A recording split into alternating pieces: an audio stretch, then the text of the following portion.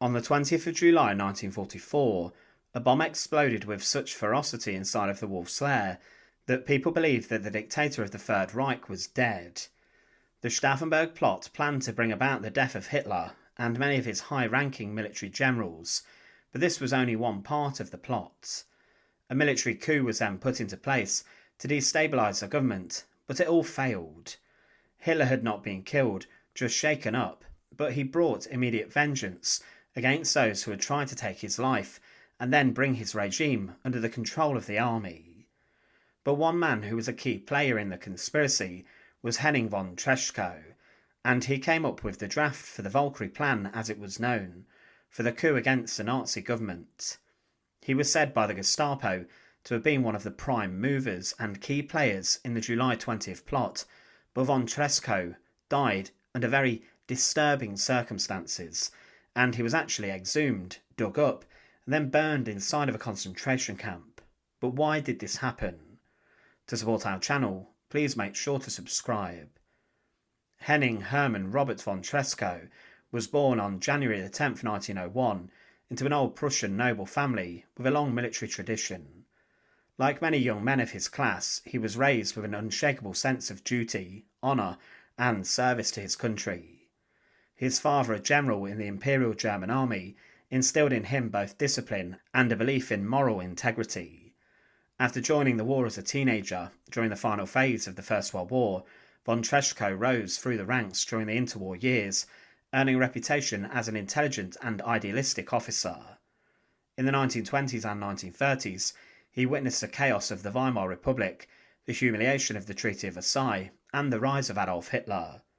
Like many officers, he initially viewed Hitler's promises of national renewal with cautious optimism, but his attitude soon turned to horror. By the late 1930s, Treschkow was appalled by the violence and corruption that the Nazi regime had unleashed. The Night of the Long Knives in 1934, the persecution of Jews, and the growing brutality of Hitler's rule convinced him that Germany was heading towards moral and political disaster. Still, as a professional soldier, von Tresckow found himself bound to an institution that demanded obedience to Hitler's will. When the Second World War began in 1939, Henning von Tresckow served as a senior staff officer in the German army, the Wehrmacht. His postings on the Eastern Front brought him face to face with the horrifying reality of Hitler's war of extermination. He witnessed firsthand the mass shooting of Jews, prisoners of war, and civilians by the SS and Einsatzgruppen. Unlike many who looked away, Treschkow refused to accept it. His moral outrage deepened into active resistance. As early as 1941, he began gathering like-minded officers who shared his conviction that Hitler must be removed for the sake of Germany's soul.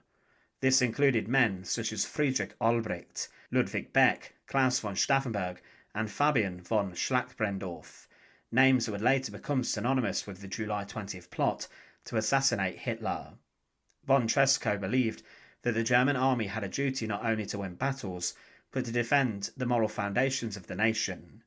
He famously declared that the man who does not act to bring down Hitler shares the guilt for all the crimes he commits. For Treschkow, the resistance was not about politics, nor about saving Germany from defeat. It was about restoring moral order. By 1941, von Tresckow had become the Chief of Staff to General Gunther von Kluge on the Eastern Front, a position that gave him both influence and also access. Using this role, he began to plot ways to kill Hitler. One of his earliest assassination attempts occurred on March 13, 1943, when Hitler visited the army headquarters at Smolensk. Treschkow and Schlabrendorf devised a plan to smuggle a bomb onto Hitler's plane. They disguised the explosives as a box of Cointreau bottles, arming it with a British-made time fuse. Treschkow personally handed it to one of Hitler's aides, claiming it was a gift for another officer in Berlin. The plan was meticulous, but it failed. The detonator malfunctioned due to the freezing temperature in the cargo hold, and Hitler's plane landed safely. Schlabrendorf managed to retrieve the package before anyone noticed. Only a few weeks later, Treschkow tried again. This time he arranged for an officer to carry out an attack by detonating explosives during one of Hitler's military conferences.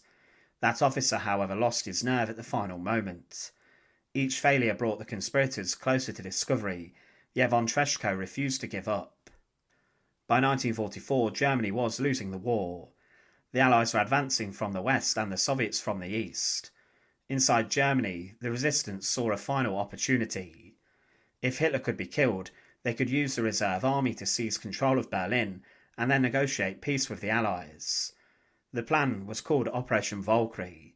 Originally designed to suppress internal uprisings, it was rewritten by the conspirators to justify a coup after Hitler's death. Treschkow, now stationed in the rear, played a central role in revising the plan and coordinating with other officers. The chosen assassin would be Colonel Klaus von Stauffenberg, who had lost an eye, a hand and 2 fingers in North Africa.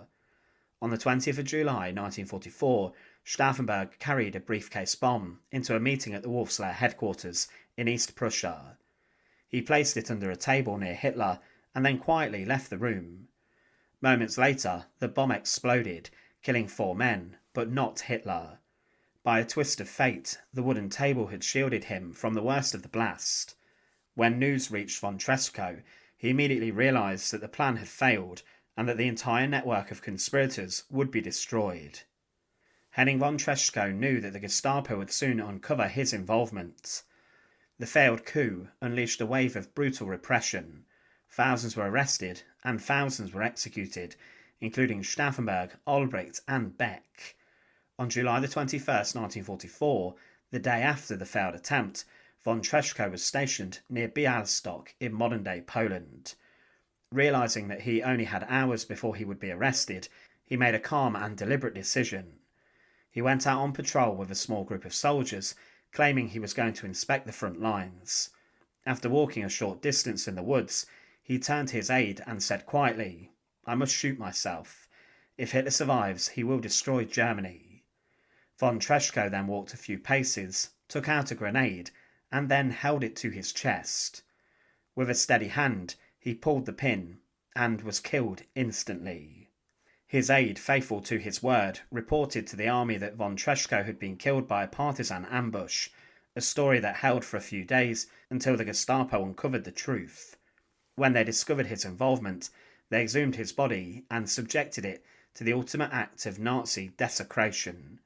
They stripped him of his rank and expelled him from the army in dishonour, but the Nazis went even further than that. They, after learning of his involvement, exhumed the body from the grave, and they then had it taken to Sachsenhausen Concentration Camp. When there, the body was then sent to the crematoria. Some of the prisoners, known as the Sonderkommando, who were tasked with cleaning up the deaths and bodies inside the camp, took hold of von Treschkow's remains. They were ordered to throw the body inside the crematoria oven, and they did this, and then reduced the corpse of Henning von Treschkow to ashes. It's not known what happened to these ashes, but they were not given to his family, as his wife and children had been arrested and interrogated because of von Treschkow's involvement in the plot. Henning von Treschkow's death was one in which he knew that he needed to take action. He knew he would be strung up inside of a Berlin prison or be executed on the guillotine after an ordeal of torture. But it was a shocking death, choosing to take the pin out of a grenade and bring his life to an end. But afterwards, to shame him and to ensure he did not become a martyr, he was then burned inside of a concentration camp, reduced to ashes, like many of the people who the Nazis completely hated and wanted rid of. Today, only memorial plaques exist carrying his name. Thanks for watching. To support our channel, please make sure to subscribe, and once again, thank you so much for watching.